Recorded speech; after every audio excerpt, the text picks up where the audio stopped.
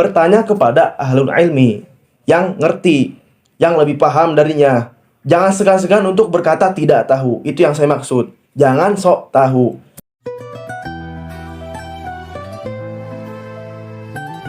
Nama saya Farhan Rahmatillah. Saya mahasiswa semester 4 di STI Imam Syafi'i Cianjur. Nama saya Ahmad Muslihud Daulah. Saya mahasiswa mahasantri semester 9 di Ma'had Ali Amthilati, Pondok Pesantren Darul Falah Amthilati Bangsri, Jepara, Jawa Tengah. Di sini saya bakal ngutip ta'rif atau definisi ushul fiqh dari kitab Al-Wajiz karya Syekh Hasan Hito. Jadi beliau di situ menulis bahwa usul fiqh itu dalam bahasa Arab disebut tarkib idhofi. Kata usul fiqh itu adalah tarkib idhofi dari kata usulun dan fiqhun. Usul itu jamak, mufradnya adalah aslun. Maknanya secara bahasa ma yubna alaihi ghairuhu, atau yang dibangun di atasnya sesuatu. Atau dalam bahasa Indonesia kita bisa sebut sebagai pondasi. Kalau fikih itu artinya adalah al-fahmu atau pemahaman. Nah, itu tadi makna usul fiqh secara bahasa. Kalau makna secara istilah, usul fiqh adalah ma'rifatu dalail fiqhi ijmalan wa kaifiyatul istifadati minha wa halul mustafid. Usul fiqh adalah ma'rifatu dalail fiqhi ijmalan, mengetahui dalil fiqih secara ijmali, dan wa kaifiyatul istifadati minha, dan bagaimana kita beristifadah, mengambil faedah dari dalil ijmali ini, wa halul mustafid, dan kondisi orang yang mempelajarinya, orang yang beristifadah itu. Nah, sekarang saya jelaskan sedikit makna dari definisi ini. Ma'rifatu dalailul fiqhi ijmalan. Jadi dalil fiqh itu ada dua jenisnya. Ada yang ijmalan, ada yang tafsilian. Kalau tafsilian itu kita pelajari di ilmu fikih. Contohnya ayat wa aqimus shalah wa atuz zakah dan ayat yang lainnya yang memerintahkan secara langsung spesifikasi hukum suatu perbuatan. Nah, adapun dalil ijmali itu adalah dalil yang masuk kepadanya berbagai dalil. Jadi bisa dibilang suatu kaidah yang merupakan irisan dari dalil-dalil tafsili. Contohnya al-amru lil wujub. Ini adalah dalil ijmali. Masuk kepadanya apa? Kewajiban salat, aqimus shalah, kewajiban zakat, dan kewajiban ibadah-ibadah lain dalam Islam. Itu dalil ijmali. Jadi mengetahui dalil ijmali ini. Yang kedua, wa kaifiyatul istifadati minha. Dan bagaimana cara kita beristifadah dari dalil ijmali ini. Ketika misalnya terjadi kontradiksi. Satu nas menjelaskan tentang suatu hukum, tapi ada nas lain yang seolah-olah dia berkontradiksi dengan nas yang pertama. Nah, bagaimana cara kita untuk menyatukan kedua dalil ini? Nah, dengan kaidah-kaidah usul fikih. Di sini fungsinya. Dan wahalul mustafid, kondisi orang yang beristifadah itu. Jadi di sini dibagi dua. Ada mujtahid dan ada muqallid. Jadi dalam usul fiqh, manusia itu cuma ada dua golongan. Kalau dia bukan muqallid, maka dia mujtahid. Tidak ada yang ketiga. Nah, demikian definisi usul fiqh. Yang pertama, saya akan membahas tentang fenomena adanya kemunculan ustadz atau da'i muda di media sosial. Fenomena ustadz di panggung medsos baru-baru ini ada beberapa kriteria yang sudah saya rangkum. Yang pertama, materi dakwahnya itu kadang hanya sebuah copy paste yang tidak bersumber dari sumber yang valid atau bisa dipercaya, yakni tidak bisa dipertanggungjawabkan keabsahan datanya atau maupun faktanya, seperti itu. Yang pertama. Lalu yang kedua, jika ada pertanyaan, mereka akan mencari dan bertanya kepada Syekh Google, di mana secara mentah tanpa proses penyaringan dan pentarjihan. Nyatanya memang belum tentu semua yang berada di Google itu benar. Berbicara soal agama, penting untuk mengetahui ilmu dasar yang komprehensif, artinya bertahap dan terstruktur. Dari mulai dasar yang ini, dasar yang itu, seperti itu. Dan tidak cukup hanya modal pengajian kilat atau pesantren kilat saja. Bahkan untuk menuntut ilmu dasar pun tidak cukup dengan waktu yang sebentar. Maka agar tidak gegabah dalam berfatwa, seseorang harus menguasai atau para dai tersebut harus menguasai ilmu dasar secara komprehensif dan tidak dengan cukup waktu yang sebentar. Lalu yang ketiga, para dai itu mengaku ustadz, namun tidak ada adab dan akhlak, atau akhlak dan adabnya kurang, tidak bisa dipertanggungjawabkan secara moral maupun moral seperti itu. Lalu yang keempat, suka berkomentar terhadap bahkan menyalahkan terhadap ulama-ulama sepuh atau senior, baik dalam segi keilmuannya, segi pemikirannya, dan sebagainya, tanpa ingin melakukan tabayun langsung kepada pihak terkait. Itu salah satu penyakit dan hanya bisa berkoar-koar di media sosial saja. Yang kelima, mereka itu suka berkomentar mengenai permasalahan atau fenomena yang terjadi di masyarakat, bukan untuk mencari jalan tengah atau jalan penyelesaian dalam suatu persoalan tentang agama atau berkaitan dengan agama dan mencerahkan gitu kan. Malah hanya membuat keruh situasi dan membuat bingung masyarakat Islam. Jadi 5 kriteria yang saya sebutkan di atas itu bersumber dari tulisan salah satu santri alumni Pondok Pesantren Salafiyah Parape Sulawesi Barat dengan banyak tambahan catatan dari saya. Kriteria-kriteria di atas yang saya sebutkan itu sering kita jumpai di media sosial dalam bermasyarakat. Jadi maka dari itu sudah seharusnya kita tidak bisa lepas dari gadget ataupun medsos untuk lebih berhati-hati dan bijak, berikhtiar dan melakukan kajian lebih dalam terhadap konten atau informasi khususnya persoalan tentang agama yang didapat dari media sosial. Ya, usul fikih itu bukan ilmu yang berdiri sendiri. Dia adalah ilmu yang terdiri dari akidah, ilmu akidah. Juga masuk di situ ilmu logika atau mantik dan juga ilmu kebahasaan. Nah, apa sih urgensi kita sebagai pengguna sosmed dalam kaitannya dengan usul fikih? Jadi, satu poin yang mau saya garis bawahi. Pertama, ketika seseorang menjadi pembelajar usul fikih, maka dia akan bisa menyaring, memahami, dan mengkritisi suatu informasi. Contoh, kita nemu suatu konten yang membahas hukum tertentu misalnya.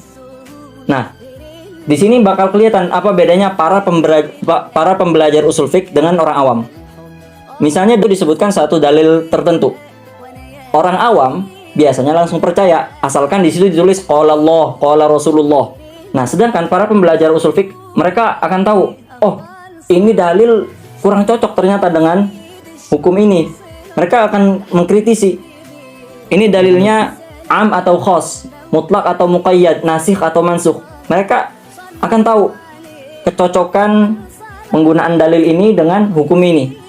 Nah, itu salah satu contoh paling sederhana dari pentingnya belajar usul fikih di era informasi sekarang ini. Ya. Memang benar, betul. Corak dakwah di media sosial itu memiliki karakter unik dan ciri khas tersendiri dibandingkan dengan dakwah ngaji konvensional atau yang biasa kita sebut pengajian face to face secara bertatap muka, syekh dan guru atau guru murid dan guru atau guru dan murid, seperti itu. Nah, hal ini menimbulkan pastinya ada sisi positif dan ada sisi negatif dalam waktu yang bersamaan.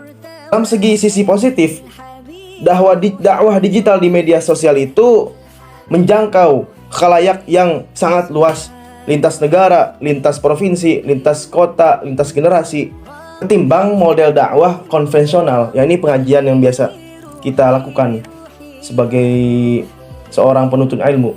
Namun di sisi lain, fenomena dakwah digital di medsos menimbulkan sejumlah dampak negatif. Beberapanya diantaranya mungkin munculnya sejumlah ustadz-ustadz medsos atau menjamurnya ustadz-ustadz medsos yang hanya berdakwah bermodalkan dengan keterkenalan alias popularitas belaka, komunikasi yang menarik, dan gaya tutur yang atraktif. Nah, fenomena ini sebenarnya jauh ada sebelum adanya sosmed, seperti ustadz-ustadz yang ada di televisi. Yang saya kritisi di sini, ustadz-ustadz atau dai muda yang tidak kompeten di bidangnya atau tidak kredibel dengan keilmuannya. Selain itu juga fenomena menjamurnya ustadz medsos yang rajin melakukan dakwah di ranah digital ini kadang-kadang diwarnai dengan dangkalnya pemahaman, dan para pendakwah di medsos ini kerap kali melahirkan kesalahpahaman dalam memahami ajaran Islam secara keseluruhan.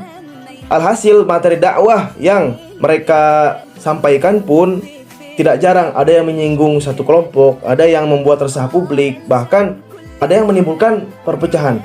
Dan ini hal-hal yang harus dihindari, jangan sampai dilakukan oleh para pendakwah secara umum, terutama yang berdakwah secara digital. Tentu saja kita harus objektif kan dalam memahami atau melihat fenomena menjamurnya ustadz medsos ini sebagai sebuah ruang publik di mana memang ada sisi positif dan ada sisi negatif. Tapi namanya hidup, memang selalu ada hal seperti itu.